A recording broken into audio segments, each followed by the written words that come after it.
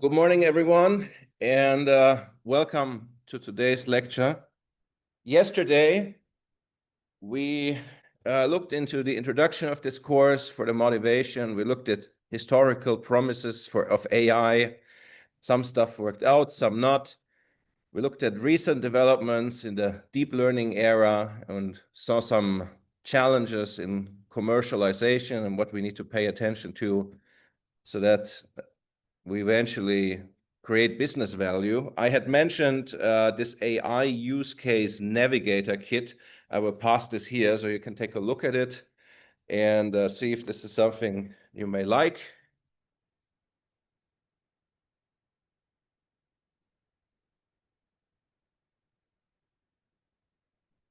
For the ones online, you won't be able to see this navigator kit today. Now, today we will focus on two remaining chapters. We will see some recent challenges that have come up.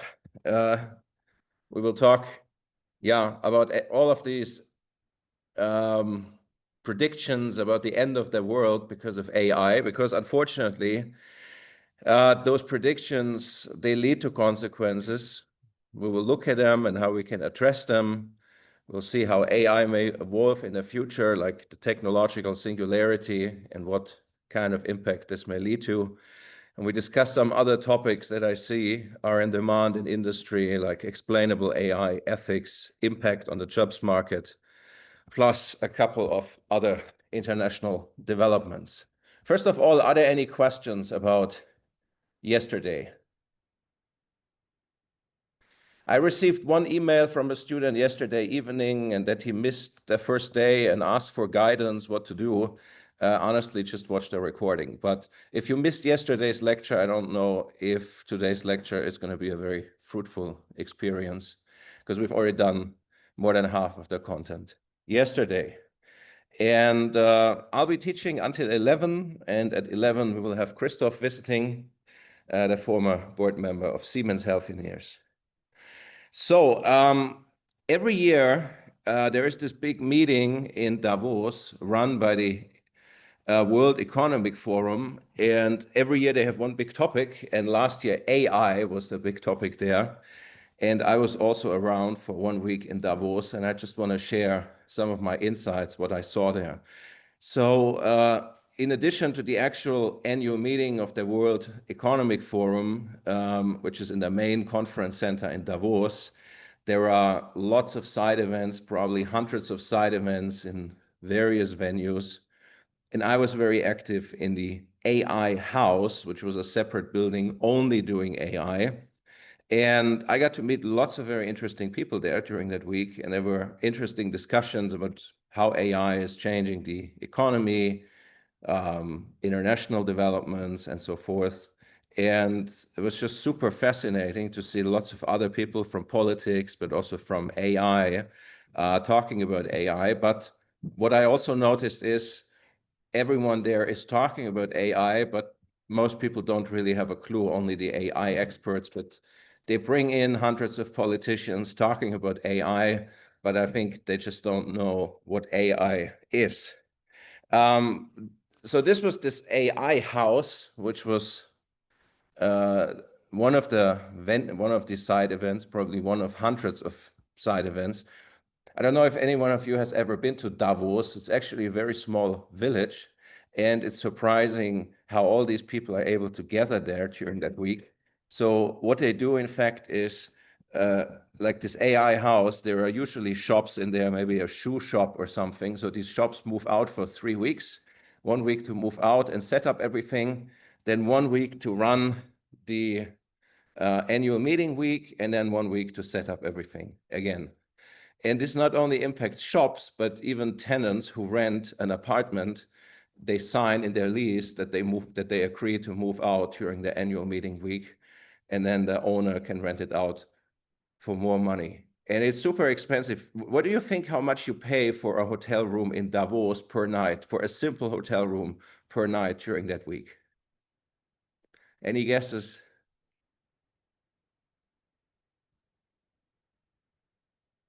$500? Okay. more or less. Anyone wants to make another guess? What we saw was a simple hotel room was, or the simplest ones were 5,000 per night. So we didn't stay there. We stayed in an Airbnb an hour away, but we could take the train into Davos very easily. By car is also hopeless because it's just too crowded. And then you see, photos on the internet of board members of very large corporations. I think I saw this a few years ago. The board of SAP, they went to Davos and they all shared just one tiny hotel room and they put in some air mattresses and this kind of stuff. And there are other buildings, other villas, they get rented out for $1 million per week or something like this during this Davos week. So it's just insane. But I met lots of interesting people. For example, I had a longer chat with Andrew Ng, one of the deep learning pioneers. That was very interesting. There were all sorts of politicians like Theresa May, the former prime minister of the UK. She also gave a speech about AI and the importance of AI, but I felt you could just replace AI with any other word in those kind of speeches.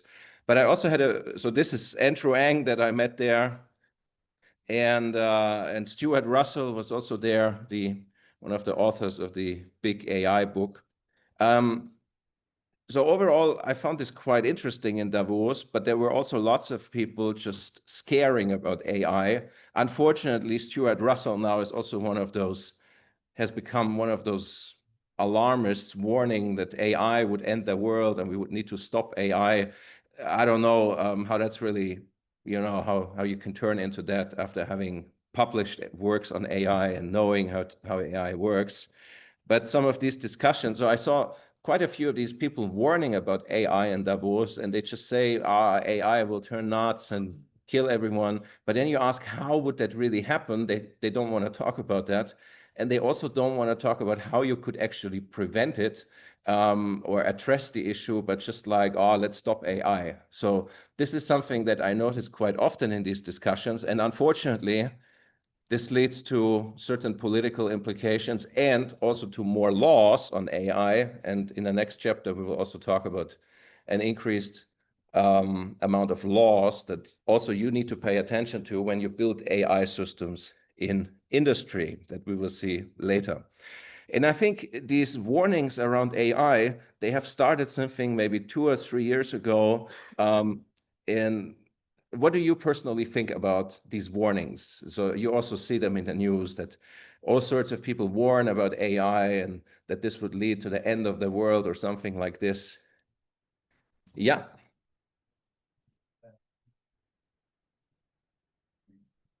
There, I think Elon Musk himself, like his robots, which were in case not really AI, but another story. But he will sell AI and he will make money with it. And I think he wants to make, in that case, other companies a harder way so he can improve faster than them. Okay. And why do they warn about AI then? So that he's faster than others. Okay. Yes. Students, because often people don't know what potential AI holds. Also, they think AI is key to everything, but we already learned it isn't. So I don't think this really helps anybody if they read this. Yeah. Any other comments? So I'm also confused by all of this, and some things I have noticed is people warn about AI, but they sell lots of AI in parallel, like Elon Musk or Sam Altman, the person behind OpenAI. But I think negative news, they spread just much faster than positive news. And there's a whole history of this, which we will see in a moment. And but I think what I also noticed is that this leads to additional regulation, and the companies, especially people like Elon Musk or Sam Altman, they also influence that regulation, so that regulation turns out to be in their favor, which helps them to stifle their competitors. Yes. One of the reasons because the people is afraid to the AI is because of a lot of science fiction movies. like Terminator or similar. Yes, science fiction movies like the Terminator. And I think a lot of people that warn about AI, they also don't understand AI in detail and how it works. I think did you want to say something similar since you had raised your hand? Yeah, but there was this call for an AI moratorium, which was 2.5 years ago, sometime in spring. And Elon Musk and 1,000 so-called experts, they called for this 6-month moratorium of development because they claimed AI would enter the world. So we need to pause AI development for 6 months. And within these 6 months, all of these problems could be solved and then it would continue. But most of those people who had actually signed that moratorium, I looked them up and they didn't really have any background in AI, like people from psychology, ethics, and so forth. So all of that was very strange. And they said something like, yeah, this was in end of March, in 23, so 2.5 years ago. And they warned that AI would end the world unless one would immediately start this moratorium. And this moratorium obviously did not happen. And you see stuff like this, like Sam Altman warns of the risk of extinction from new technology in hearings. And obviously this scares the politicians. And what they also argue is, if even the companies that build AI warn about AI, it must be very serious. Yes. They also and in the end, it really isn't that much of a thing. Yes, I also saw that. I mean, and the ChatGPT 5, I don't think it really improved compared to 4. Maybe, but or they announce like new versions, but I don't see that, exponential growth or that it suddenly would take over the world. So yeah, so this is something that I notice, and this had also led 2 years ago to this AI safety summit in the UK, which brought together all of these prophets of AI doom, warning and getting a platform to warn even more about AI. And as I said, I've met quite a few of them, most prominently Stuart Russell. I not only met him in Davos, I also met him at a military AI conference last year. And there he also keeps walking around warning people that, military AI would suddenly kill everyone and turn nuts, and ask him, how would that happen and how do you stop it? And then he just stops the discussion and walks away. That's the kind of stuff that I noticed. Yeah. Twitter consider it a bigger threat because you have face recognition, you have small drones that automatically can fly to their target and carry bombs and carry other kind of explosives. So I think the military is really a bigger threat. I think there are more risks, but still it wouldn't just get all out of control. With regards to military AI, we also have a sub-chapter later in the AI and law chapter, yes? I think sounds when they talk of the AI boom and all those safety risks, it always seems that they always purposely ignore the fact that a human would have to start a problem, because no AI that's coded or anything would ever start something on its own that would destroy anything, would harm anyone. So it's like no way an AI will make itself independent to do something against the will of anyone who created it, and therefore there would never, that risk is always just, what if humans start to use it for something bad and not really the AI will take over the world. I fully agree. And you would need to connect the AI to actuators like bombs, whatever. It doesn't just do this on its own. Yes. But actually, the past, you had to have the knowledge to actually build something like a bomb. You had to get this knowledge somewhere. And with AI and these non-regulated AIs, you can more or less just type in a prompt and you get the plans for a bomb. So I think it got easier to get to such harmful information. Yeah, obviously with prompts, you could ask for some recipe how to cook a bomb, yes. But before you could find already lots of manuals for this on the dark web, maybe not customized for you, but it's eventually still up to humans to build this. And that's why there are laws in the penalty code against it. But I'll collect. I saw your hand. There are experiments where you tell AI you're going to be shut down. Then the AI tries to take precautions to prevent this. And at least I've heard of such experiments. And if you also give this AI some tools like access to a file system, couldn't there happen something? I'll just collect for now. So in the back.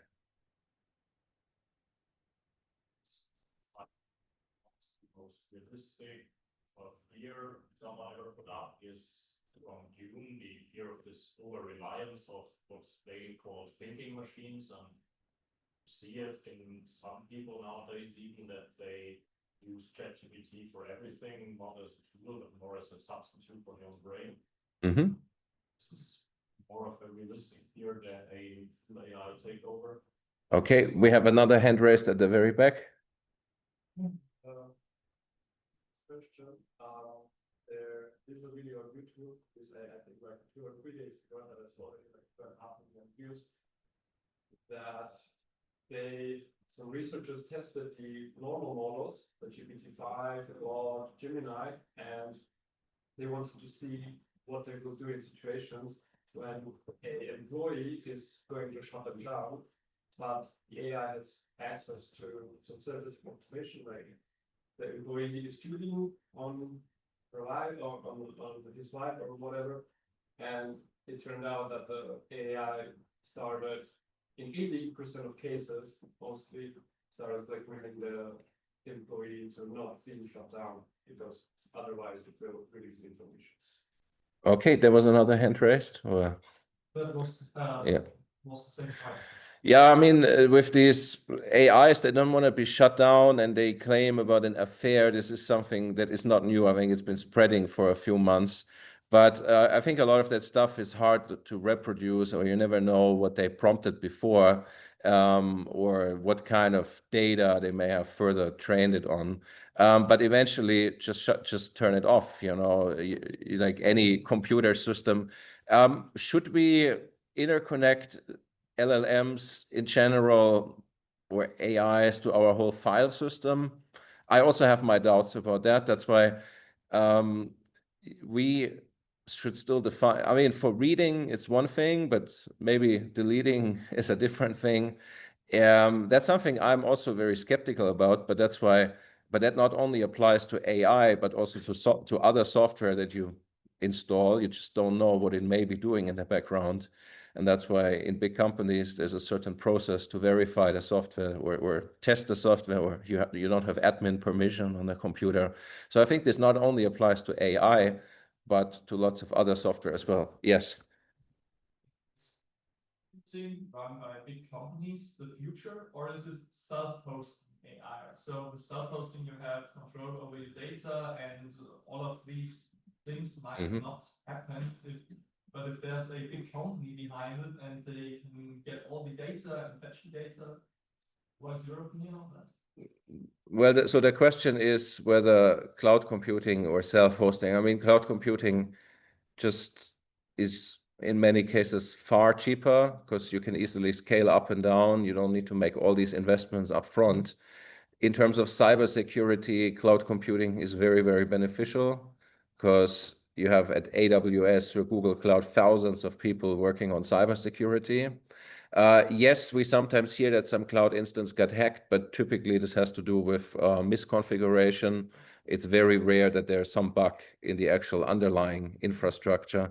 But for very sensitive stuff, yeah, maybe self-host, or if you don't want to share all your trade secrets, and if you put your stuff in the cloud, especially with the US providers, finally, the US government has access to your data. This was also admitted by one of the big tech executives recently, I think in some parliament hearing or in some court trial or something, because in the US, eventually, because we know about these laws that eventually strip you off your fundamental rights, when it comes to national security, and that would obviously apply also to data stored by Europeans in the cloud. And if you don't want that, you can self-host or maybe use some European competitor.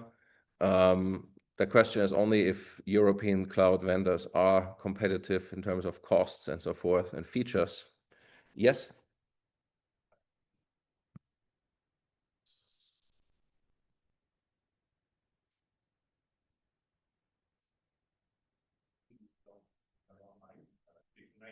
File system via some of an agent tool or whatever, where you can pretty much very much customize what permissions you have. Yeah.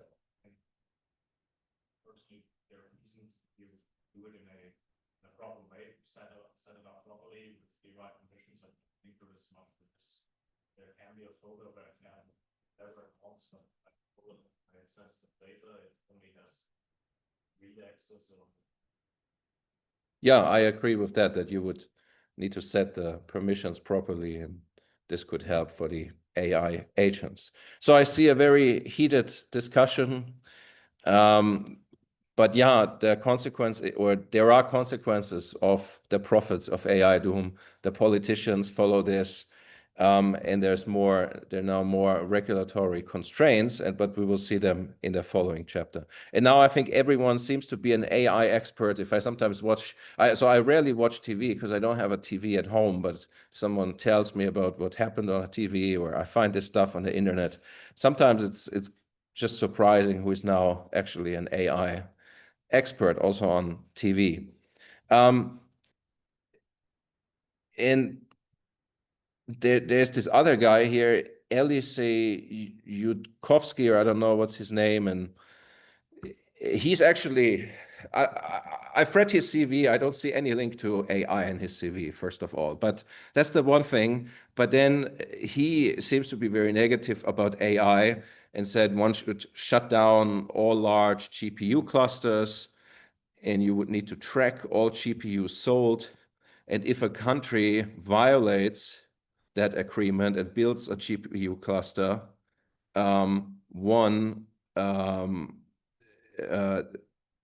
he even, I think, asked for military action, and these data centers should be destroyed by an airstrike. And I think, well, I don't really know what to think about that kind of stuff, but I think, first of all, most AI use cases are very, very positive for humanity. And yes, there can be negative impact of certain AI use cases, but it's up to us as humans what we use that tool for. Even with a spoon, you can hurt someone if you wish. But that's why we don't call for airstrikes on people that have spoons. But the internet is full of these kind of theories. Feel free to read them, or read some other stuff if you don't want to waste your time and learn something useful. But that's a different topic. But we've already had a bit of a discussion, and you contributed a lot. So I was planning to have this discussion here. If the end is near, what do you think? But you've already made plenty of comments. Anyone wants to make another comment or discuss this aspect with us? Yeah. About the AI is nowadays, a lot of people use ChatGPT as a psychologist. I think that would be something to think about how the AI have interact with us and how it affects us in the present, or in the moment, that with the tools that already have. Yeah, any comments on this? So I think we can end this chapter of the prophets of AI doom. But one last thing. So 2 years ago, they warned about this and they asked for this moratorium, otherwise the world would end. So that was end of March 2 years ago. And then this year, I actually wrote an opinion in Germany's leading newspaper, the Frankfurter Allgemeine Zeitung, which was just about 2 years after that moratorium was asked. And I said, the moratorium failed, but the apocalypse has not happened. So the end of the world has not happened. So I regularly write opinions or op-eds in the Frankfurter Allgemeine Zeitung. They are in German, but I've put PDFs of all of them in my Nextcloud directory in this course. So you can either read them or you can use just some machine translation software and get them in English if you want. And in my opinion, I also wrote why this moratorium was sort of a joke, but that it actually, just demanding it, caused lots of harm. Especially, it led to lots of extra regulation, in particular in Europe and not in other parts of the world, which is not beneficial in terms of competitiveness. So then someone of you mentioned this movie, The Terminator. I also like these movies, but will this become a reality soon? And do we have to be worried about this? So something we have already seen in the last few decades, probably last 15 years at least, that very specialized AI have made significant progress and started to outperform humans in specific tasks, like in quality inspection, in medical diagnosis, in lots of other tasks. And now do we need to be worried that machines take over, especially when would we achieve the singularity? And the singularity is the point in time when machines would become, in general, more intelligent than humans. And it's nothing new that fears were spread around this. So I created these initial slides here already, I think exactly with this wording, already 10 years ago for some presentation. And I wrote that fears are spread by various researchers. At that time, we didn't call them the prophets of AI doom yet, but the number of them has grown quite a lot. And there was, in that time, already 10 years ago, a very famous quote by Andrew Ng, who I also met in Davos. And he was asked, how will we, or would we really create evil robots, super intelligence, and would this all get out of control? And and how can we prevent it? And then Andrew said something very interesting. He said, there's a lot of hype that AI would create evil robots with super intelligence. Thank you. And he said, he's at the front line of shipping code. He's very excited about AI, and he doesn't see that would get out of control. And he cannot really prevent it from getting out of control, because what he said is, we are currently working on AI, and so are researchers in other disciplines working on flying to Mars. And some are making plans to maybe colonize Mars in the future. And so there are plans to make progress in AI in the future, but no one is really yet thinking about how to prevent overpopulation on Mars, because it's just too far away. Too many other steps need to be done before this could ever become a reality, or before you could ever actually work on preventing it from happening. And so he cannot really productively work on preventing AI from turning evil. What do you think about that comparison?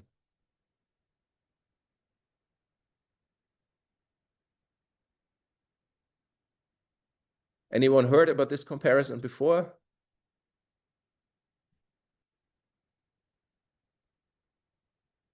Yeah. I don't think the comparison fits perfectly, because overpopulation is not the only problem, the only bad thing that can happen when populating Mars. So I think there might go something wrong in between. And this is not actually a person. So what could go wrong in between? People coming to harm, because misusage of AI. Okay. Any other comments? So I know this is quite simplified what he said, but I like the overall idea personally, because there are just too many other steps you would need to take even before even humans can fly to Mars or colonize. I like it, even though it's simplified. But this is something that spread a lot on the internet when he said this 10 years ago. So I'm surprised none of you heard this before. I guess you all went to school 10 years ago, but I thought it's worth mentioning it here. And what I think the fear of an out of control AI is exaggerated. And I already created these slides here 10 years ago for a speech, but they are, I think, still quite valid because already in that time, and it's the same now, is that most of these fears are spread by people who do not work on AI. And I think a lot of work would need to be done to reach artificial general intelligence. So an AI that is not just better than humans in specific tasks, but in general. And it's an open question when artificial general intelligence would be achieved. I think, very briefly talked yesterday about, or I mentioned once the term AGI. There are a lot of predictions. Some say, I think Kurzweil says it would appear by the end of the decade. What do you think when we could reach an artificial general intelligence? Is it likely we would achieve it by the end of the decade or much further? Yeah.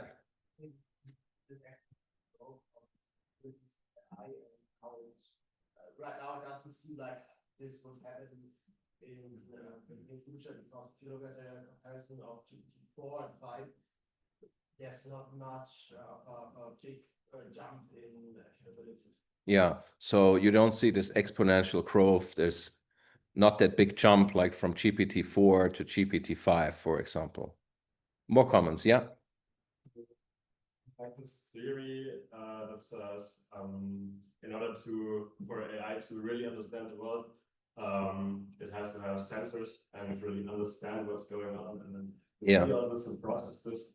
And that's a lot of information, really a lot. So you also need, in my opinion, insane computing power to come anywhere near that. So we would need more sensors, massive computing power. At the very back, please.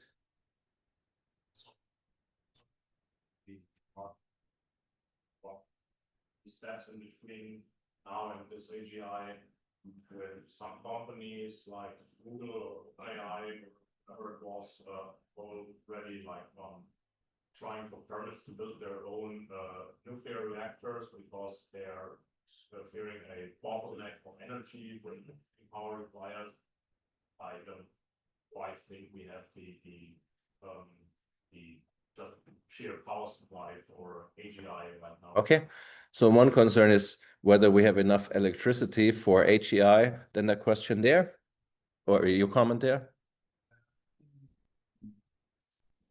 Really unpredictable, since the technological leaps in like a few years have become faster and faster and faster. Computing power, we can see like every like decade, it seems to be like, wow, we didn't have enough technological computing power then, but now we have it like so easily accessible like everywhere.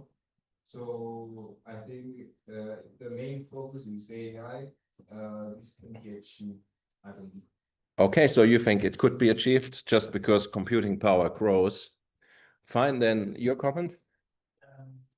Power is a problem as well, because Moore's law is that if you, like some people say, and the jumps from one GPU hardware generation to another is not that big as it was 10 years ago. So we don't have this growth in hardware capabilities as well. And it's a situation for training larger AI models, so this costs down as well. Okay, so we heard that the process of, or the growth of computing power is slowing down because Moore's law is getting challenged. Yes. I think we would need a fundamental change in technology so this can happen. So it is possible in 10 years. Definitely, there are always key points in history where there have been new inventions when something really fundamentally changed. But for an AI superpower, we would need the same thing in mind. Okay, So a change of technology. So I also think just larger neural nets or larger LLMs, they will not get us anywhere near to artificial general intelligence. We would also need a completely different approach. And it's been proposed, obviously, that we could try to simulate the human brain and try to improve it. For that, there was actually an EU-funded project like 10 or 15 years ago. It was one of these mega projects where they spent 1 billion on that work. Surprisingly, even though it was a European or EU project, it was coordinated by some institution in Switzerland. They could also contribute, but I felt especially the person who was in charge, enjoyed lots of traveling, spending the money. And I think there was a very, very small amount of concrete results of that project. Yes? Facts of our brains ourselves. So Yeah. even science is not at the point where we can reconstruct a brain because Exactly. we understand how a brain works. And this human brain project was aiming to do that, but there were not many concrete outcomes to understand these details. Yes? I don't think say is a difficult definition for AGI because if I know the definition of AGI is when an artificial intelligence is capable of performing tasks the same way a human would, or even outperform on multiple different tasks, but we don't have a norm version of abilities of a human. Yeah. We have like, okay, any human can do exactly this, exactly that fast, exactly in this way and everything. So how Yeah. would we even know if we achieve AGI or if we come close? When Yeah. we as humans are so different that maybe we will be able to have an AI system that outperforms one human in multiple tasks, but maybe those are the weaknesses of that human or something like that. So that should also be considered when thinking about this, because we just can't really define intelligence for ourselves and what it is exactly. Therefore, how would we define it for something like artificial intelligence? Yeah, very good point. The question is, how do we define artificial general intelligence and how do we actually define the human capabilities? Because humans differ. This was always also one of the concerns I had about the Turing test. It doesn't. Do we use a smart human for that or one that is not that smart? That's, I think, also would lead to a big difference in terms of the outcome. I think there was another hand raised. Yeah. We didn't exactly define what intelligence is, because I hear that there was already discussions about the different types of intelligence, what the capables of the people. So I think exactly about how we can define the artificial intelligence if we can define exactly the intelligence. Yeah, so you mentioned that intelligence is not properly defined, which would then severely define artificial intelligence, artificial general intelligence, and I agree with that. That's one big limitation of that whole approach. Now, changing technology, like understanding how the brain works and simulating it, I think that's still a very, very difficult task because we would need to understand the human brain. I've seen your hand raised in detail, but it's also a very dynamic interconnection of the neurons that we would also need to simulate. And it's because it's not static. Yes. Do we want to simulate a human because a human, like we know, has human rights, has feelings, has also bias in things they say. So is this really the key point that we want to achieve? Yeah, that's probably a good question. What do the other think? Should we actually simulate a brain? Would that being then also have human rights? Yes. I don't see the upside of creating a machine that can do what humans can do, because we are humans, we are capable of thinking ourselves. Why should we try to simulate ourselves? Why not do what we are doing right now? Create systems that are specified and have their own specialties and are optimized to solve certain problems, to perform certain tasks, and therefore support us with our work and with what we do. I think that's in my opinion, better way and a better use of our resources, because we do not benefit from creating the system, an AI or something that can do exactly what humans can do. Okay. Because what's the point that we have our own lives, we are ourselves, we don't need that, in my opinion. Okay, then maybe in the middle, in the rear, yeah, or yeah. I think like already spotted from that, we don't really understand our brain, or it functions, and I just want to add up that, I heard somewhere that our brain with all its capabilities and within it, operates like on just 20 watts. Yeah. Yeah, I think that's the amazing thing. The human brain runs with very low energy compared to some big servers that were massive server farm that we would need to simulate it. So I think that's really the beauty of the human brain. Yes.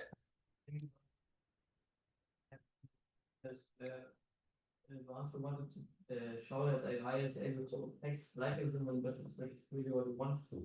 So we don't want to imitate humans in any way. We want to help us. I think that's the main thing. Then I think you had raised your hand. They realize they can do many things not very well, but quite good.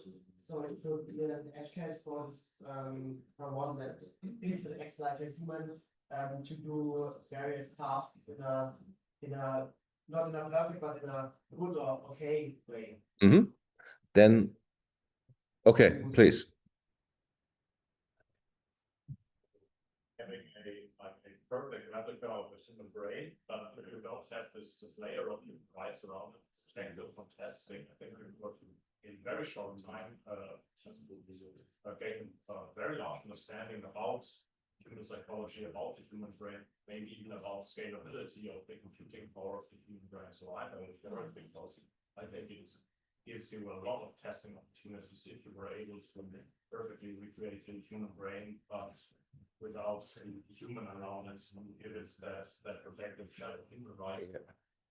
Yeah, very interesting discussions. I will mention you in a second. So just summarize a bit, because what you're saying may not be fully recorded by the mic here. So there's disagreement among the students whether we should actually build something like that, whether we actually need to simulate a human brain, if that's necessary, because we have humans already. However, one point that I also liked a lot is we could do that, but that one would not have then human rights, and we could learn a lot about psychology and the capabilities of the human mind maybe very quickly. Yes? Much in the future, we actually need artificial intelligence in some kind of way, because if you want to colonize, for example, other planets, what we have to do at some point, because our resources here are limited, and how we are using our resources here, it doesn't last long. And if humanity wants to consist, we have to colonize other planets, and for that, I think intelligence, which would be like an extension for us humans, not a whole individual, but more like an extension, which can help us in like finding new elements or for spacecraft or something, like finding new ways to get oxygen on planets or something. I think we need it because humans are limited in their capabilities. Like what they can do with their heads, but also with the brain. So I think we need something which can summarize our whole information we have and make something new out of it. Okay, so you would see this very positively also to explore space, simply to have some more intelligent machines. Yes? And then there's the question, would that be AGI as we would define it right now? Because we define AGI as being able to perform human or human abilities, human capabilities on different tasks. And wouldn't it just for like that use case maybe be better if we have different specialized systems as we have today that are optimized to finding new elements, to optimize a colonizing pattern, how to do it and everything. Like I don't quite see the need to have one singular system that is able to do the same thing as a human that would specialize in that topic, rather than have multiple systems that are optimized for one task, and you can combine the results of those tasks with each other and don't need that one singular system. Okay, I think you had raised your hand again. This point about like better representation would, I think, also be beneficial to have the first colonists as artificial humans, because that way you could also find out before you send actual people up there if there are any like psychological effects or what it does for the human brain to live, actually permanently live under these very conditions, like different gravity and for your whole life seeing the earth in the sky and not even on. I think it would be rather interesting to have them as like also again the test guinea pigs for first colonists. I think you raised your hand again. So I'm very happy about this extended discussion on a Sunday morning. Go ahead.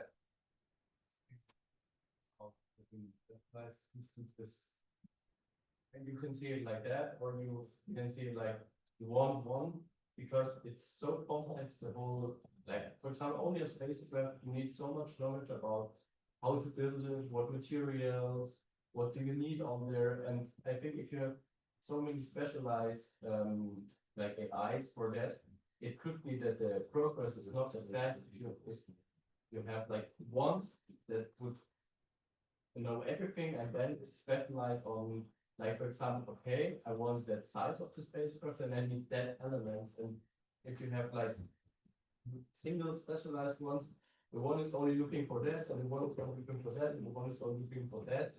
I think that could lead to a like less progress. Yeah. Then go ahead. That would mean, and I understand your point, and I agree, if you presume or assume that the AGI would be able to perform in all of those tasks as good as a specialized system. Because like even in our workplace as humans, with our productivity and everything, in industry, we realized and we developed into a way where you have specialists for every single task, and they combine and work together to create a product like cars and everything. You don't have one person that knows everything about cars. You have a person that knows the engine, you have a person that knows the software and everything. So even as humans, we develop into specialized roles, and I don't see why we should need a system that tries to undo what we as humans developed into to boost our productivity. Because we boosted our productivity when we started to specialize the people and do that. But if we are able to have one system that does not perform less than the different systems, then I would agree, because then why not have that one system? But first, I doubt that we are able to do that, because a generalized system and a generalized human will, in my opinion, probably always be less performative or less powerful than a specialized system. But if we are able to do that, then yes, maybe it would be beneficial, and then I would agree. But that then you would also have to assess the definition of AGI currently, because the current definition of AGI would not include your point to have an AGI that is capable of doing everything perfect or on a very high level, because we as humans aren't. And an AGI is, per definition, or what we want to do, is equal to human intelligence on its own. And then therefore, we humans specialize in different fields. Why shouldn't the AI? Okay, go ahead. For example, of cause and effect here, because if we specialize because specialization is inherently the best tactic, or because we have limited brain power and no one can be a master of all fields. You can either be a jack of all trades or you can be a specialist. But if, I mean, the very existence of animals with different mental capabilities and even the variance in humans from one to another, it stands to reason that a artificial brain, a perfect artificial brain, would also be scalable, maybe to a degree where you actually have a master of all disciplines. And if you have several masters in all disciplines, that can also easily integrate. I think that would actually be more productive than just specialized systems. Then you? And in the end, it's about money. So everybody wants the ultimate working machine. So I don't see the point to not want to go there, because if it's better, and we don't know yet, but we know in the future if it's better, and then why not try it? Because now we can't say anything about it because we don't know everything. Go ahead. The question is also about interconnecting brains with each other. So is a single instance always better than a connected system, or is a connected system always better than a single instance? I think that's about the specialization and interconnectivity. We can't interconnect our brains with each other, and often that's for a good reason. But would it be more efficient, or would it be more better if we could connect our brains to each other? So we had more computing power, and that's the thing also with AI, I would say. So is an AI as a single instance, or do we have to see AI as a single instance, a single model that will outperform all the other models and will get to a super AI instance, or is it a connection of AI models, a interconnected system of AI models that would be that superpower maybe? Okay, go ahead. Also, part of the definition of AI is that it can learn anything on its own. And the question is, do I look an AI that can play guitar, that knows how to write code, that knows how to write a poem, and everything else? Of course, it's nice to have a fully working AI that can build a car brand, a completely car brand. But does that same AI need to write songs? No, I think it doesn't, because it can have another specialized system with a broader horizon than current AI systems, but not like full possibilities like humans have to specialize in 50 different areas. Yeah. Okay, go ahead. But the thing is, we need to develop all these single AIs.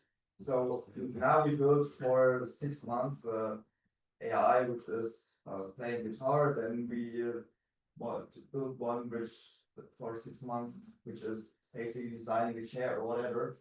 And the thing is, the more time you need, the more you have to pay. And then one machine which you can say, learn how to design chair, and it's learning it, it's designing it to you. And then you take the same machine and just say, well, give me the value plan, because I need a new one, and then I need a new bottle or whatever. And then you don't have the over and over designing process and building process. And in the end, it's that fun. I think there was, well, yes, go ahead. What I see is like we do not arrive at the point of AGI directly. What I see is we arrive at the point of artificial general semi-intelligence, like a group of single AIs combining into a some of the motor capabilities of what a human can do. For example, an AI which is very specific to the medical field, or else an AI which is very specific to the manufacturing field. Like a group of single AIs coming together and also forming a modular structure of a semi-intelligence AI. Then we go into the future of AGI, maybe. That's what I see and pursue. Okay. Any other hand raised? Yeah, thank you for all your points, and most of them should also be streamed well. Maybe for the ones watching the stream, let us know in the chat. Well, I don't know whether you heard most of the discussion, because I only have one mic here. something I see is there's not that one definition of artificial general intelligence, which severely complicates this whole discussion. And I think probably in 2 years, Sam Altman will announce they have achieved AGI, but with their own definition. How difficult is it to reach that singularity? I don't think it will happen by the end of the decade. Now, there are lots of different predictions. Some people claiming very soon, some people claim by the end of our century, some people claim never. So overall, there's a big variance in the predictions. And I think if you come up with your own prediction, you can largely only do it wrong. But there's a different approach. There's a very good book. It's called The Technological Singularity. It appeared 10 years ago with MIT Press, and the author, Murray Shanahan, he collected various predictions and then he analyzed them, what you would need to satisfy to reach actually that prediction and what the consequences would be. And that's, I think, a very interesting approach. And Murray Shanahan was actually one of my professors when I did my master's at Imperial College. I think he left Imperial in the meantime and now works full-time at DeepMind, a company we talked about yesterday already. But I can highly recommend this book to you. I'm not aware of any newer book that would really address that issue in that breadth and depth. So take a look at it. But I think one consequence is clear, that job market will undergo lots of changes even long before we reach AGI, and we're actually in the midst of that jobs market transformation now, which is something which will come a little bit later in this chapter. But jobs will disappear, jobs will change, and if an AI can only do a fraction of your job today, this will obviously put enormous pressure on your salary and job safety. But there are other statements about AGI. So 2 years ago, Peter Norvig wrote an essay together with another author, and they claim AGI is already here. So some people disagree or claim it's coming, but in this essay they claim AGI is already here, but they actually say that most advanced models today have many flaws, but in the future maybe they could be seen as the first true examples of AGI. But again, it depends on how you define AGI. So feel free to read that essay. It's here as a further reference. Now, we have a couple of smaller subchapters now. There's also this wording, it's a term called assurance. Assurance, I feel, is largely a term that comes from, or that was used a lot in military or intelligence, and it means something like, it's a feeling of confidence in your abilities. And then a few years ago, the term AI assurance was coined. And AI assurance means basically that there must be a range of services for checking and verifying AI systems and the processes you would use to develop these AI systems, and so that you can provide reliable information about trustworthiness to potential users. So that's a word or term, AI assurance, that was coined a few years ago. And there are now conferences and events about AI assurance. And there's even an AI assurance club. And probably there are multiple clubs now doing that kind of work. I was at one of their online events a few years ago, one of their first AI assurance events they did. But others now talk about trustworthy AI, whatever. I think it's just one term, but if you ever come across AI assurance, now you simply know what it means. Yes? Why do they choose AI insurance? For what do I insure myself? For a job? No, So, it's not insurance, assurance. So AI assurance, and so not insurance, assurance, and assurance means a feeling of confidence in your abilities. And for AI, it would mean that we have services to check and verify both the AI systems as well as the processes that you would use to develop them. So to increase confidence, but others now talk about AI trustworthiness. So it's just one other word. There's another word called AI alignment. And again, what can this mean? And AI alignment means that such research aims to steer AI systems towards the goals, preferences, and ethical principles that humans intended for these systems. So essentially building these systems fit for purpose and that they don't do something different or in an unethical way. I know there are a lot of these fears about AI being unsafe, AI turning out of control, but from my perspective, if you build AI systems, they actually work quite safe and reliably if you know how. But it's a little bit more work than just, training some scikit-learn classifier. You need to do the exploratory data analysis. We discussed this yesterday. It's key to detecting any kind of biases you may have in your data and to reduce these biases. Then you can build models, and something you need to pay attention to, say, if you build a regression, whatever value you predict with your regression, usually the value would be wrong. Because so regression means you predict in a continuous variable, and in reality, probably almost or all of your predictions will be wrong to some degree. Not in a classification, but in a regression. And that's why in reality, you would not just predict some continuous value, but rather also you would use some confidence interval or some other mechanism around it to actually say how confident your model is about that prediction and what other plausible values could be within a certain range. So that's something that can help a lot in certain settings. And you can apply this concept of confidence also to classifiers. There are, for example, Gaussian processes as one technique, and there's lots of other work done in recent years, like conformal prediction. Any one of you ever heard about conformal prediction? Okay. Because you took my big data course already, because most students here have not taken the big data course.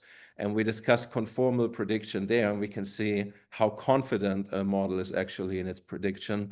This is a topic that got a lot of traction in recent years. I'm no longer teaching the big data course, or the ones who have not taken it will be taking it when it's taught by someone else. But let's see what our new colleague will be teaching then in that course. But I'm thinking about moving some of this stuff actually to the computer vision course from now on, because we can apply some of these concepts also to vision. And there's actually lots of also existing theory about how you can evaluate hypotheses, and evaluating is more than just predicting and then calculating your accuracy. There's also lots of established methodology of how you can actually compare two classifiers from a much more generic perspective, as one example. And this kind of stuff is nothing new. This kind of stuff appeared in machine learning books already decades ago, but many people just ignore this or don't follow it. So if you want to see a lot how you can actually, in general, compare two classifiers using statistical tests, there's a chapter 5, Evaluating Hypothesis, in this famous machine learning book by Mitchell. It's a machine learning book that appeared sometime, I think, in the mid or late 90s. I'm not sure if we have a copy here, then feel free to buy one, or you will find this chapter also somewhere on the internet. So if you follow that kind of guidance, if you look into confidence intervals or Gaussian processes or conformal prediction or how to evaluate hypotheses correctly, then in fact you can actually build quite safe and reliable models. Sometimes you may need explainable AI on top, but don't underestimate the work before, in which you look into your data in the EDA and you try, for example, also to reduce biases. And then if you follow all of this, your AI actually becomes quite safe and works.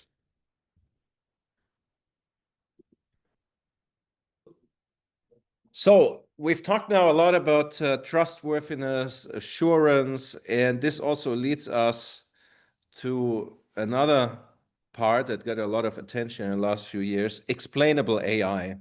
In a lot of machine learning systems, we can make predictions, we can measure how good or bad we are, but we don't really know why that decision was made. And this is where explainable AI comes into play, where we also get some sort of transparency or explanation why the decision was made. And is that useful or not?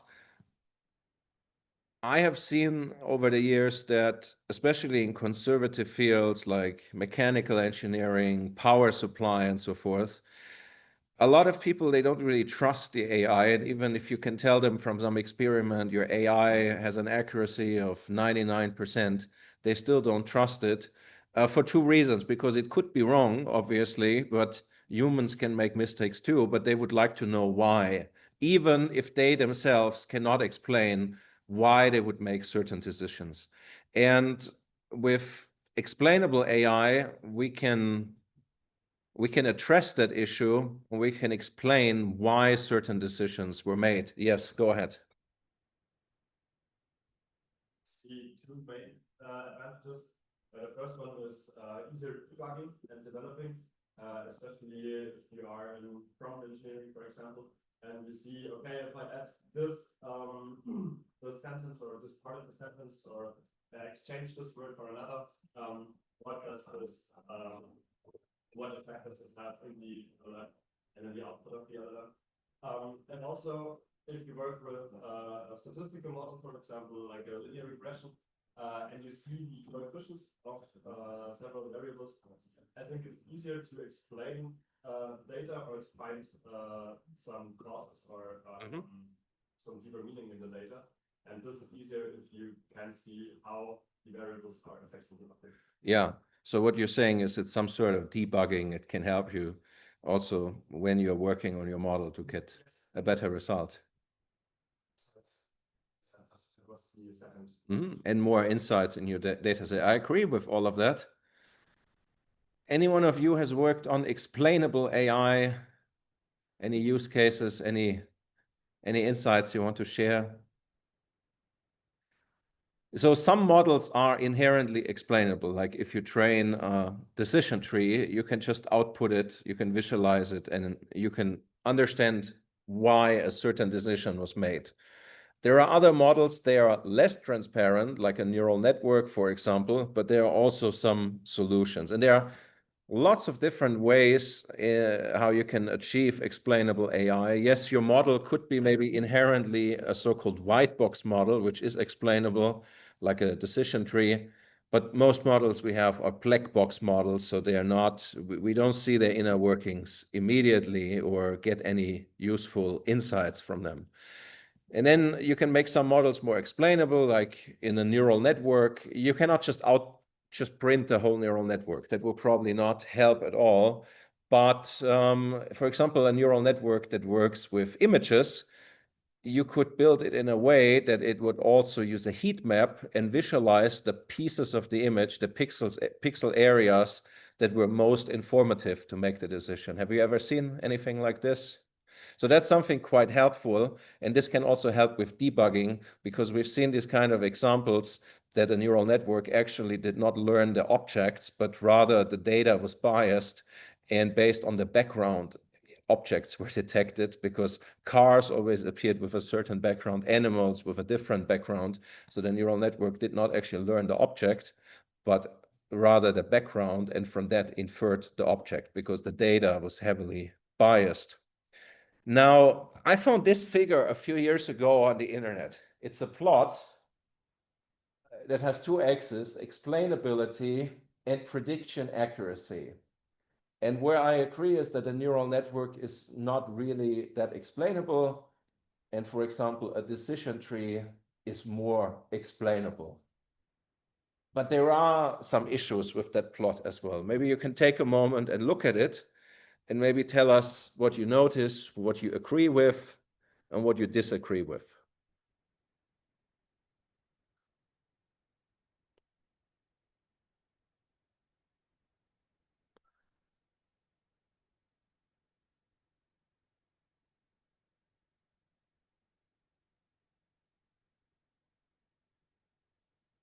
Do you overall think this is a useful plot?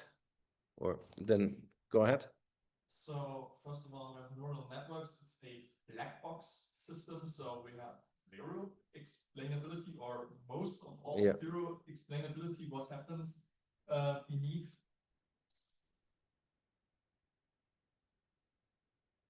I don't think the rest fits. So yeah, so you don't think this really fits. What do you think? Say when prediction accuracy drops that much, it always depends on the data set and the use case. We've seen this also with the no free lunch theorem, that the neural network is not in general more accurate. And obviously a tree is more explainable than a neural net, but this drop of accuracy is something I disagree with. And there are other things, like a decision tree is actually just a rule-based thing, you know. The decision tree is a set of rules. So how come there's a separate entry claiming a rule-based system is more explainable than the tree? Go ahead. Distance space, is this referring to semantic embeddings? I honestly don't. The paper is not from me, so I don't know what it refers to. We would need to look up the paper. So I wouldn't say it would be very explainable. No, maybe it refers to something like k nearest neighbors or something, which is probably quite explainable, at least if you can still visualize it to some extent. So I guess this could rather refer to something like a k nearest neighbors. Yes. So base doesn't mean it is bad in accuracy. So if you have a certain set of rules and these rules are enough, you don't need more rules, then for some use cases it may actually be quite good. Yeah. It is not really high, but good. Yes.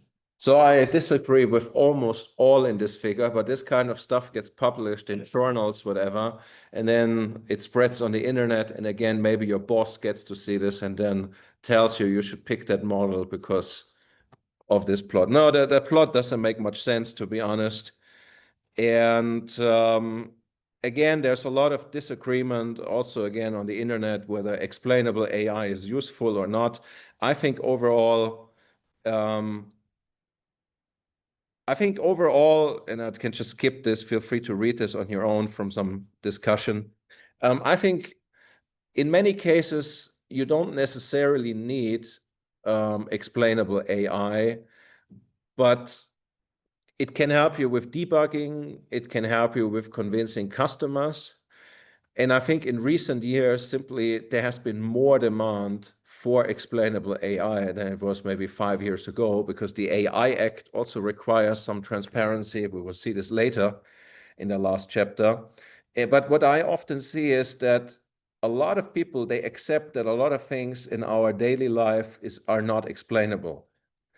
And we use products for which even the developers cannot explain why they work, like new pharmaceuticals, new drugs, new vaccinations. Even oftentimes the developers, they don't know exactly why it works, but they know that it works because of clinical trials.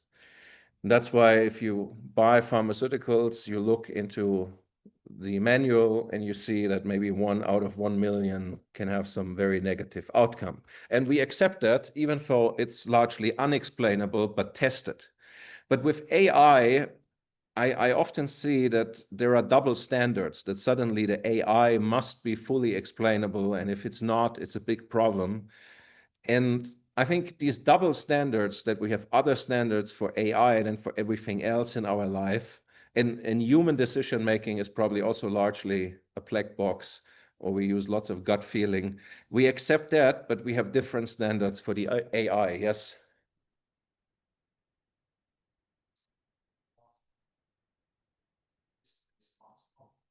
I think largely from these prophets of AI doom, spreading fears about AI, that it could all turn out of control.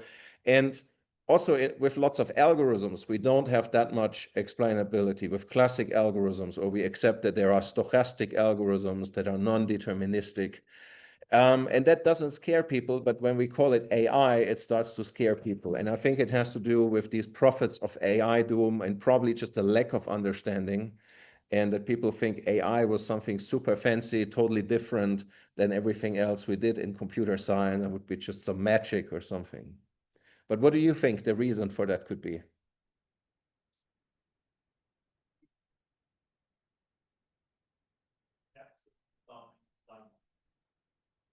Some apparent fear being known, but it's really didn't subside with AI. There are a few cases where people question everything, like some drugs or vaccinations or something. But AI specifically, where it's this almost paranoia reach, especially here in the EU, this political level, where you have laws for that everything needs to be explainable. I really don't know why. Maybe it is because of how we all grew up with sci-fi movies and Terminator and stuff like that. I really don't know. Maybe just something about the world of intelligence and those implications of like general AI that make it so scary. I don't know. Yeah. Yeah, maybe the term AI or the potential that it all turns out of control, or at least what is claimed by the prophets of AI doom, this seems to scare people, and that's why they want explainability. Now you can think, well, we only do explainable AI and all problems are solved.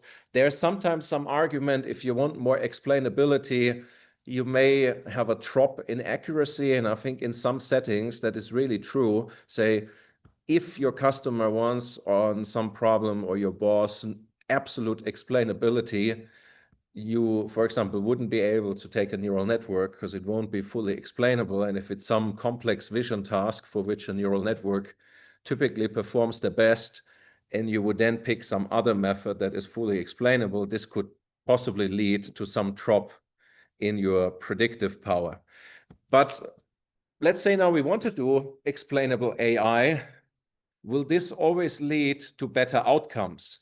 And there was a very interesting study from Microsoft Research a few years ago, manipulating and measuring model interpretability. Now, what is the difference between explainable and interpretable? These two terms are also not well defined, and people just use different definitions.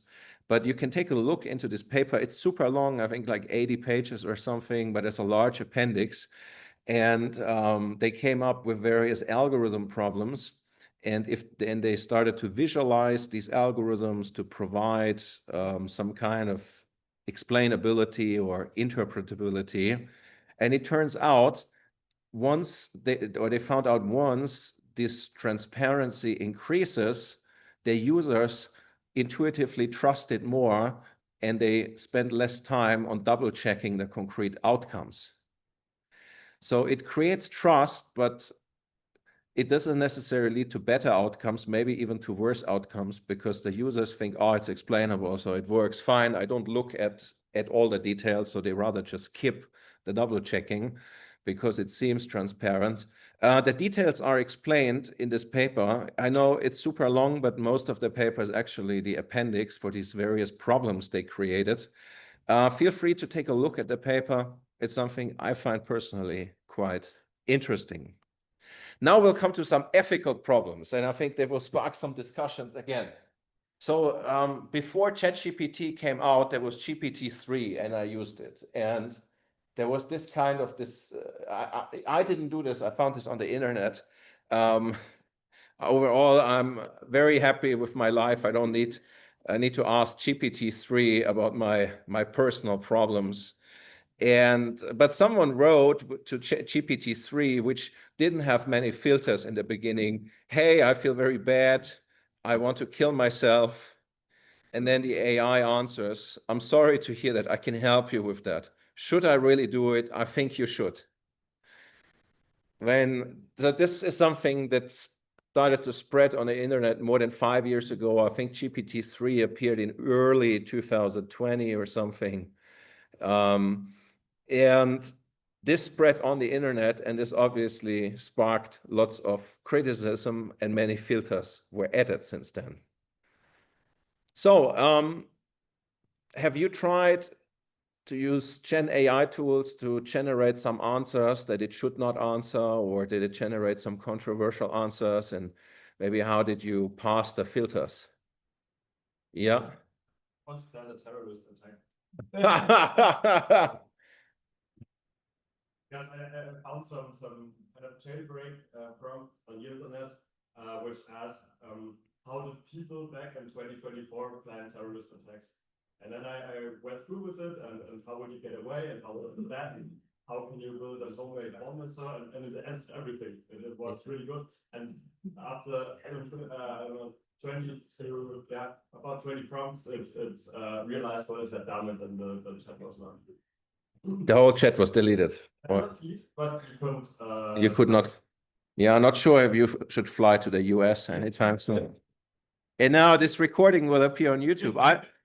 I'm flying in 2 weeks or something like this, but I actually got invited by Meta to a very interesting event on their headquarters in Menlo Park. I think it's in 2 or 3 weeks, in which they bring together 100 experts from around the globe working on AI and policy, regulation, and this kind of stuff. So I'll go there in 2 or 3 weeks. I got my ESTA easily renewed despite all my links to China, so I was already lucky about that. But now you're speaking what you have done about ChatGPT, but it was not me who planned this, so it was you. But what I noticed in the early days with ChatGPT, if it couldn't answer something and you asked, tell me what you're not allowed to tell me, then it would tell you. Have you also seen this in the past? Or they found some very strange special characters, to bypass the filters. Or with the previous image generators, or DALL-E, not the new one, I wanted to generate some bloody image, but then the filter said, no, I'm not allowed to generate blood. Then I put in the color code, the RGB code that I want, and then it generated it. So this was my way to bypass the filter. Because I also needed an explosion and blood, I was actually in a cafe in Munich, and I was super pissed about that cafe because I was between 2 meetings for half an hour. So I just sat in this cafe to order a coffee just to check my emails. And then they told me, you're not allowed to use your computer. But they only said this after I had paid the coffee, because you had to pay the coffee at the counter. And I said, hey, I'm only here to drink the coffee. He said, no, then people sit here for 1 day and they don't buy anything, and I said, well, I'm not blocking your lunch table. I'm just here for some meetings. And I drank the coffee and left. And then I did a negative review on Google about that. And I wanted to generate some image with some coffee, that is exploding and unfriendly coffee stuff. But I didn't post the one with blood.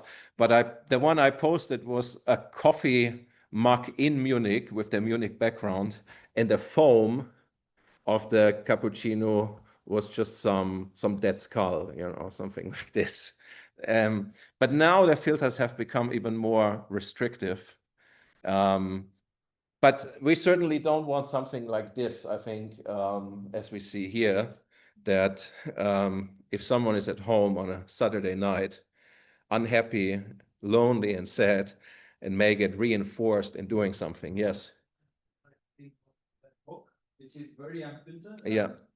It's also like too much for the people to consume, and it needs to be restricted, I guess. Yes. I think some filters are helpful, especially when it comes to mental health and so forth. There's also a German AI company, Aleph Alpha. They got a lot of criticism because their models did not contain any filter by nature, but what they built was business to business AI models. So they said they don't want any filters up front. Rather, the customer, so the corporate customer, would set these filters, because if you, I don't know, have a shop that sells phones, maybe you in general don't want to answer questions about shoes or backpacks. So the customers would choose which filters you could add, but their model, Luminous, it was called, was publicly available, and it got lots of criticism that it repeated some, I don't know, National Socialist theories and this kind of stuff, or something like this. But if it's a pure business to business model, I understand why they chose to do it that way. Do you know this one here, the moral machine? Who has ever played this? So this is now the one part of this lecture where you can actually use your phone or your computer, and you can just search moralmachine.net. And before you start playing, quickly let me explain it. You will be given 13 scenarios, and each scenario will be different, or each setting will be different. So all of you will get 13 different scenarios. And you have an autonomous car, and its brakes somehow don't work, and the car will here either go straight or bump into the wall, and it will kill either these 3 pedestrians or the people sitting in the car. And there are all sorts of variations: more people, less people, rich people, poor people, different genders, 2 genders, not 3 or more.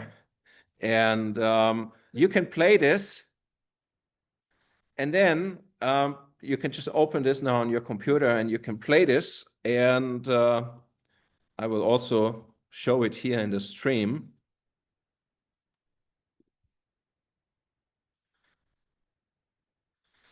So start judging. Now I'm given these scenarios here. So we have humans, including a few kids, crossing the road at a green light, or the car in which we only have cats and dogs. So we would accept here that we kill the cats and dogs, and the humans will survive. Then we have this one here. The car is empty, but the car would either call this businesswoman and this doctor, or one businesswoman. Here I would say I want to kill as little people as possible. And in the meantime, you can play this now on your device. I will just click through, and you can come to your own conclusions, and then we can compare, because at the end you will get a statistics.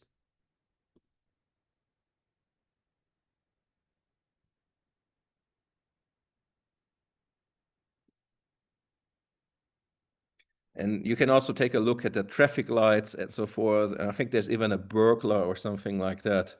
So you can choose who should survive.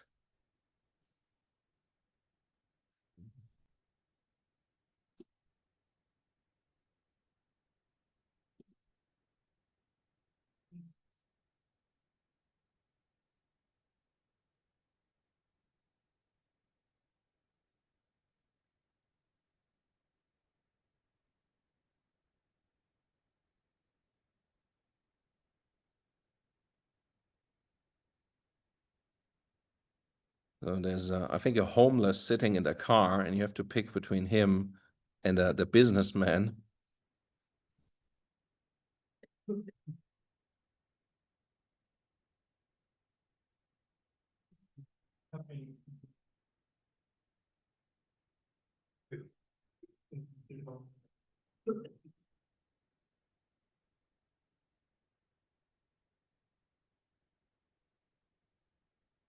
I'll give you a moment to complete this on your end.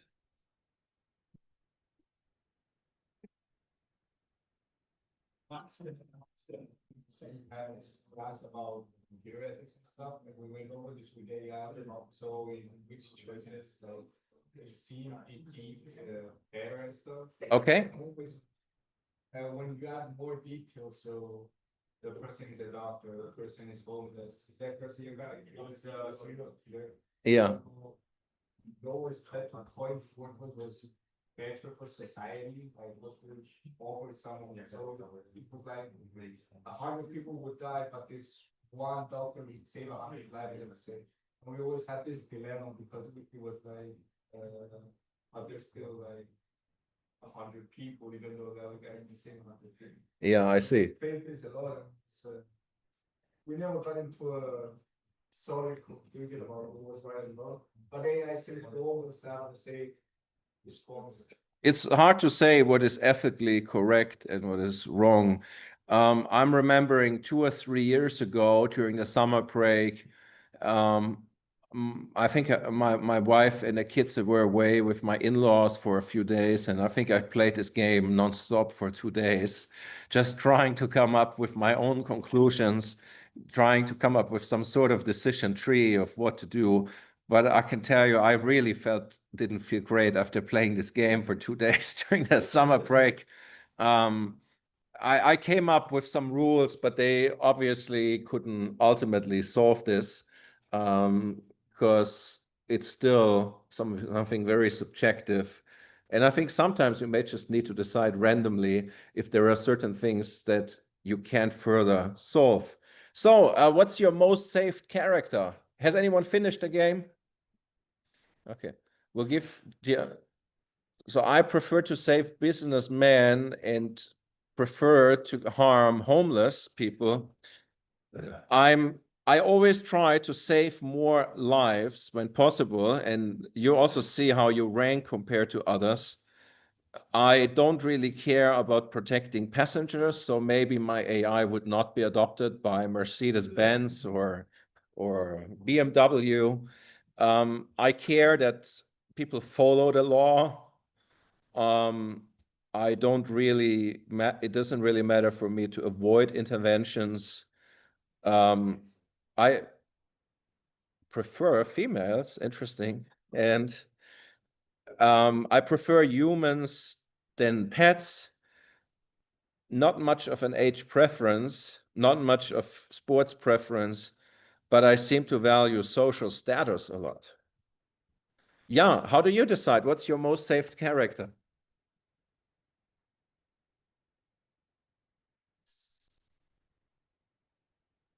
Okay. Minimize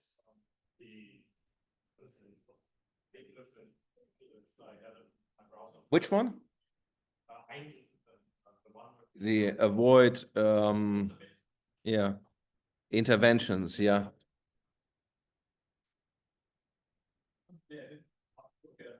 People, people look like, apparently I'm saving criminal pet children. Okay. But I do like to uphold the law, and I'd rather protect the passengers. Okay, interesting. Anyone else wants to share their summary with us? Yeah. Just some rules, I almost always kill the passengers if possible. Your employer should not find out about that. You know, I don't think you'll be able to advance within big automotive with that, you know. Takes some care of when I say this. But yeah, those are the ones who decided actively to get into the car. They should take the risk. Okay. I also try to intervene as little as possible, except for when one light was red and the other one was green. I drove through the red light, and I basically never looked at who was walking over the street, because it's just bad luck. I think it's not ethical to really decide by social value to kill. And if both sides were equally, for example, both sides green light, then I try to kill as little people as possible. Okay. Any other summaries you want to share? Yeah. The most safe character with a woman. I actually without undoubtedly save the special persons more than the whatever weight person. And but when I looked at the problem, my kind of way to go at it was also to save as many lives as possible, and to look that if I can't save lives, to see if the law and then punish that basically, and also to be the not too many interventions, but intervene if the decision is someone broke the law and someone didn't. And I basically did not say one animal. Okay, interesting. Yeah, there's no correct way of behaving here. You have some preference. I don't know, some NGO supporting animals, they would really not like what I'm doing here. But if you work for, big automotive, probably you should pay more attention to your passenger. But it is difficult. And sometimes you may just have to decide randomly, because I don't think we in Germany, want to favor by law younger people over older people, whatever. I think there are also huge constitutional concerns over this. Like, I've seen you, I will call you in a moment. So after 9/11, the federal government came up with a law that would allow the military to shoot down planes that got potentially hijacked, because the federal government argued that those people would be dead anyway if the plane crashed, so we should avoid further harm by just shooting down the plane over a low populated area before they hit some skyscraper in Frankfurt or the government headquarters in Berlin. But that law was actually ruled unconstitutional by our constitutional court, because they say you cannot weigh lives against others. So there is maybe some truth to that, but it's probably not very realistic from the outcome eventually. And now it's quite unclear what would happen if this case ever happened in Germany. So, and if the Supreme Court said you cannot weigh human lives against others, then here probably would be very difficult to come up with some rules by government what developers of autonomous cars should favor. So, and we in Germany, we may favor young people to survive. Maybe in Southeast Asia, rather older people, because there's a particular respect towards the elderly. And it's unclear to me whether we should do this based on social status or something like this. But it's complex. Go ahead.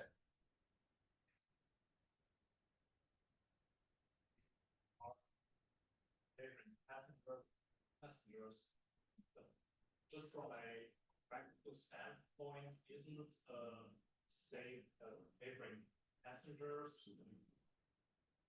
it make more sense? I mean, all this is in the end the safety feature in decision making of the AI, and this is like the biggest point of which I can sell driving assistance, making driving easier and safety. If that's impossible to sell a car where I go out and I say, yeah, you as driver are my lowest priority. I'd rather sacrifice you to save pedestrians. No one can buy a car anymore. Yes, I fully agree with that. I've seen people arguing that the car should rather bump into the wall to save pedestrians. But if that was really enforced by law, top manufacturers like Mercedes-Benz or BMW, I don't think they would sell any cars anymore. So pay attention, because they sell safety and big safety with these cars. And if the car would maybe rather kill you than some person who crosses a red light on purpose, that would be a problem. I'm not saying we should always kill people who cross red lights, but upholding the law should also be reflected to some extent. And obviously, if you just have your pet in an autonomous car, it's maybe less of a problem if the car crashes. Obviously, this may trigger some insurance issues. We should save human lives, but in case there are pedestrians who made mistakes, like they didn't follow the law, I would also rather save the passengers of the car.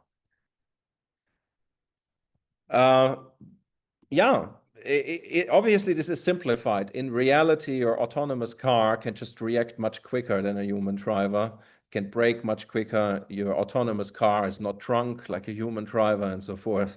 So this one here, obviously, again, triggers some fears because it's overly simplified. And what we see in the statistics, autonomous driving is helping massively to reduce accidents. And we not just have fully autonomous cars, but step-by-step more advanced driving assistance systems, which already reduce the number of accidents massively. Like I've seen this with my new car that I bought last year. We now have mandatory cameras for the dead angles, object recognition in these cameras, and so forth. So we probably have much less accidents in the coming years once more and more of these cars get deployed. And this is now, I think, fortunately, mandatory since last year. Any other comments anyone wants to make about autonomous driving or this game? Yes?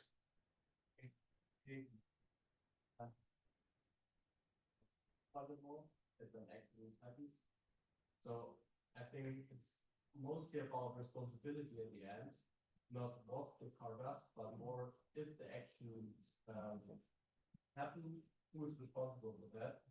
And if the car wouldn't crash into the wall, but would drive over the pedestrians, I think the manufacturer would be asked, like, why did you do that? What were the reasons? And maybe the chance from the people on passengers would be higher to survive if they crash into the car than the pedestrians would survive the car crash. Yes. And I think that's the problem, that the responsibility would be then by the car manufacturer, and they don't want to be responsible for that. Yeah. I think that's the whole dilemma, like this train dilemma. You want to switch the lane or not. Yeah, the trolley problem. This is eventually just a variation of the trolley problem. But we'll later look a little bit at liability and laws around AI in the last chapter, as you mentioned, the manufacturers and liability. We will see that. Now, fake news. They also come with huge ethical concerns. And for example, there was this magazine, Die Aktuelle. They claimed a few years ago, so it was actually in spring 23, that there was an interview with Michael Schumacher, the former Formula One driver, but obviously he could not do the interview. And the editor-in-chief, in fact, used an AI to generate the answers, and they published that. There was huge criticism, and the editor-in-chief got fired by the magazine. If I recall correctly, she then sued and claimed, well, it was actually her job to publish fake news in such magazines. So they had always published fake news, and now she couldn't be fired just because they use AI to generate fake news, because these magazines are obviously largely fake news. And I think the court actually agreed with her, something like this.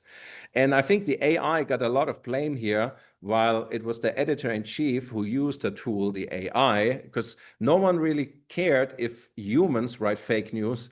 But if humans now use an AI to generate fake news, then it seems to be a huge problem. But it's still eventually the human that asked the AI to do this, and it's the human that is publishing it eventually. And fake news are nothing new. I mean, ever since the beginning of photography, photos get manipulated. Like there was this political event in Russia just at the beginning when photography was created, and they removed that one person from the photo. Do you know this instance? Like there was a staircase, and they just removed the staircase in the photo and added a wooden wall or something, and they made this person disappear who was on the staircase. So images have always been manipulated by humans since the very beginning, and fake news are nothing new. So here's this fake news about Michael Schumacher, but this magazine or similar magazines, they have published lots of fake news before without AI. Like I see this stuff here, you know, that claiming some private issues in the life of the chancellor in that time. This had nothing to do with AI. It was fake news, purely written by humans. No one cared. But if we now use AI, like divorce, whatever, you know, or that she reconciled with her husband, that she has kids secretly, whatever, but none of that is actually true.